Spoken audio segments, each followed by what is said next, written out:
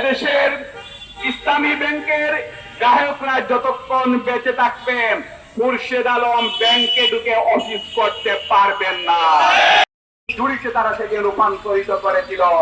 আজকে আমরা দুঃখের সাথে আমরা লক্ষ্য করছি, আজকে সেই দালাল, আজকে সেই ফ্যাসিস্টের দূষণ যাদের নেতৃত্বে বাংলাদেশের অর্থনৈতিক চাকাকে, ব্যাংক ব্যবস্থাপনাকে লুণ্ঠন করা হয়েছে।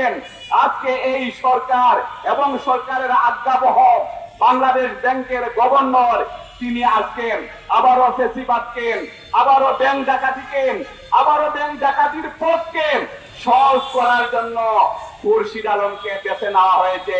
কারণ হলো খুরশিদ আলমের সবচেয়ে বড় অভিজ্ঞতা, তিনি হলে পারদর্শী দক্ষ একজন ডাকাত ছাড়া তার কোনো পরিচয় আছে বলে আমরা মনে করি না, এদেশের মানুষ মনে করে না।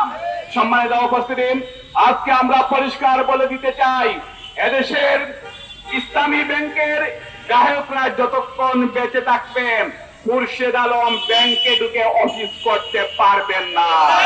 যদি তাকে অফিস করতে হয় এই 3 কোটি গ্রাহকদের উপর দিয়ে, 3 লক্ষ গ্রাহকদের উপর দিয়ে থাকেন, 3 কোটি গ্রাহকদের উপর দিয়ে, রক্তের উপর দিয়ে তাকে অফিস করতে হবে।